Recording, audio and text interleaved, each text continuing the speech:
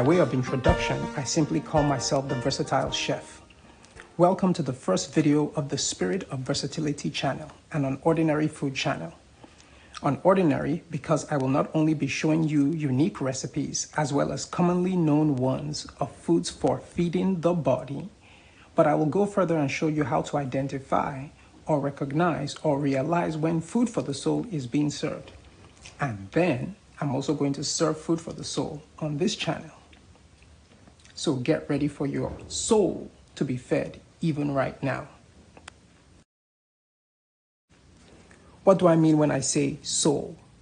By soul, I'm referring to the synergy of imagination, mind, will, and emotions of a person, all governed or controlled by that person's mind. So when I said get ready for your soul to be fed even right now, I was saying get ready for the working together of your imagination, your mind, your will, and your emotions to be fed right now. Food for the body and food for the soul. The two are connected and similar, just as the body and the soul are similar, even though the body is physical and visible, but the soul is spiritual and invisible. However, one sure way to understand a thing that is spiritual and invisible is to locate its physical, visible counterpart or counterparts. Okay, our physical bodies are one of the best examples of what we can compare our invisible spiritual souls to in order to gain an understanding of our souls. And so, almost everything that can be said of our physical bodies can also be said of our invisible spiritual souls. For example, just as the body can get dirty, so can the soul. Just as the body needs to be washed or cleaned, so does the soul. Just as the body can be defiled, so can the soul. Just as the body can be wounded, so can the soul. The body can become sick and diseased, so can the soul. The body can need healing, so can and even so does the soul.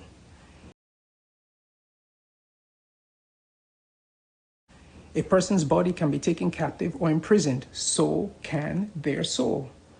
The body can be overworked, so can the soul. And that's why we have holidays. A person's body can be tortured, so can their soul. A person's body can be poisoned, so can their soul. The body needs to be stretched. Our bodies need exercise, so do our souls. And the body can be built, so can the soul. And on we. The point is that the body and the soul being similar, it is fitting that in showcasing food for the body, food for the soul is also presented. It is fitting that while our bodies are growing robust through the good nutritious food we feed it, that our souls are likewise growing even more robust through the good thoughts, good experiences, and predominantly the good words we feed it or allow it to be fed.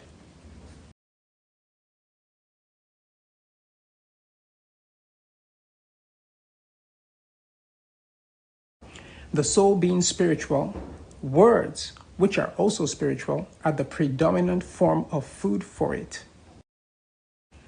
In the ancient story of Job, his youngest friend Elihu said in his remonstrance to Job and his three friends in Job 34, 2-3, "Hear my words, O ye wise men, and give ear unto me, you that have knowledge." Verse 3, "For the ear tries words as the mouth tastes meat." Verse 3 again, "For the ear tries words as the mouth tastes meat." And that word meat there just means food. The ear tries words as the mouth tastes food. Our ears do to words what our mouths do to food. And more specifically, really, our ears will do to words what our mouths do to food if we are willing. That is why he asked them to give ear to him, because there's an aspect of willingness. And if we are willing, by giving ear, to use his phraseology, to the words we hear, our souls will be fed by those words. The words our ears hear, good or bad, nutritious or poisonous if we receive them, feed our souls, nourishing our souls or poisoning our souls, just as the physical foods we put in our mouths feed our bodies, nourishing it or poisoning it. Just as a healthy body is one that is primarily and consistently well fed the right things at the right time, likewise, a healthy soul is one that is well fed on the right things at the right time. What are the right things for feeding the soul? The word of the Lord is right. Psalm 33 verse 4 tells us. And the word of the Lord, the word of God, is the right or the choicest, that is the best food for the soul. The word of God itself makes this claim in Isaiah 55, 2-3. Wherefore do you spend your money for that which is not bread, and your labor for that which does not satisfy? Hearken, we do this with our ears, diligently unto me, the word of God is speaking, and eat you, basically, hear and eat. Hear and eat. Because our ears try words as our mouths taste meat. Because our ears do to words what our mouths do to food. Furthermore, eat you that which is good, or what is right, and let your soul, this is the part of our being we will be feeding, let it delight itself in fatness.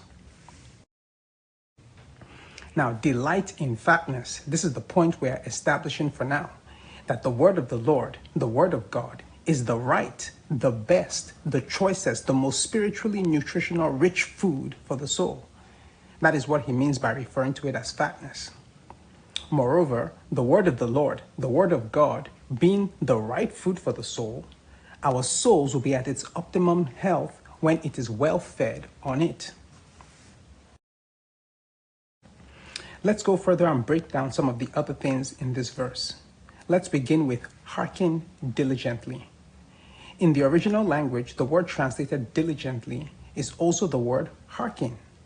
So it literally reads, hearken, hearken, or hear, hear. In other words, meditate. Just as you don't just swallow a large bite of a delicious pizza or a burger, but you chew it, that is a repetitive action, until it is well masticated before you swallow. The word of God is saying, likewise, it is the same with me.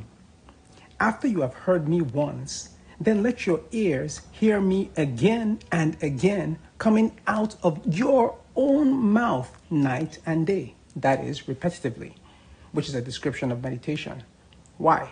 For it is in your ears doing to me what your mouth does to food, that your mind, the control center of the soul, will be able to really digest me and be renewed. And that then the spiritual nutrients in me, the word of God, will be released into your soul. So hearken diligently unto me and eat what is good or what is right, and let your soul, this is the part of our beings we will be feeding, let it delight itself in fatness. So the word of God is the best food for the soul, and we take a bite out of it by hearing it. We chew it by repeatedly hearing our own mouth saying it, and eventually, in the process, our minds will digest it and release its spiritual nourishment to the other parts of our souls.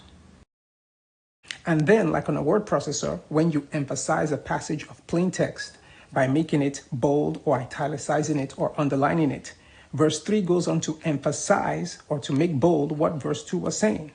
It says incline or bend down, so there's humility involved, or be willing, be interested, be curious. Incline your ear and come unto me. Come unto me, the word of God, not some other compilation of words. Why? Because I am the choicest, the right, the best, the original food for your soul. Come unto me. Hear, that is, eat, and your soul shall live. This is the instruction to hearken diligently or to meditate and to eat part of verse 2. And then verse 3 continues, and I will make an everlasting covenant with you, even the sure mercies of David. The everlasting covenant of the sure mercies of David is the fatness verse 2 was talking about.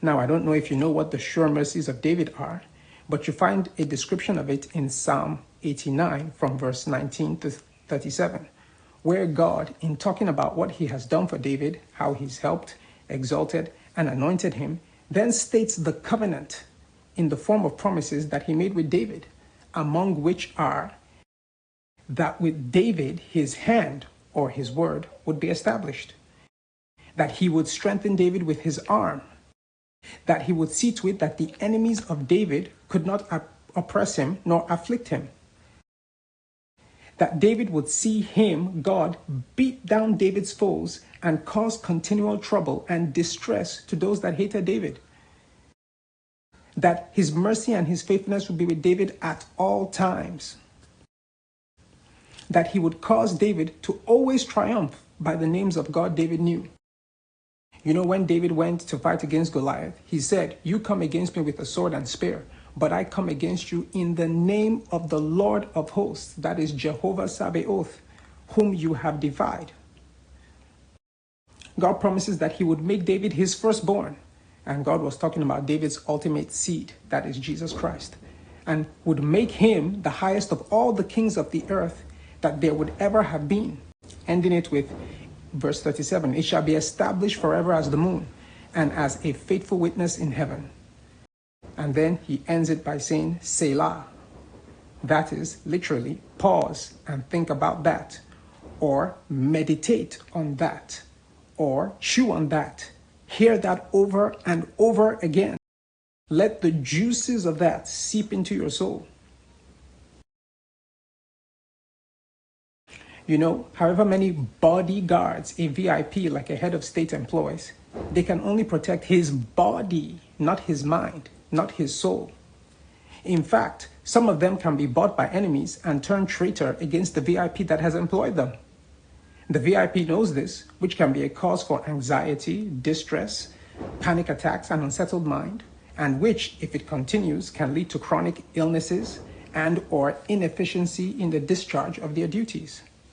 What is happening? The VIP's body is being attacked from within with such an unsound state of soul, having not been fed on the right things. And there will be nothing the bodyguards, even if they were all faithful, could do about it. But if the soul of the VIP, or the soul of anybody else for that matter, was sated on the fatness of the everlasting covenant of the sure mercies of David, whoa, they could sleep without a care. Why? Because they have a covenant with one who does not sleep, who doesn't take bribes, who keeps his word in the keeping of their body and their soul.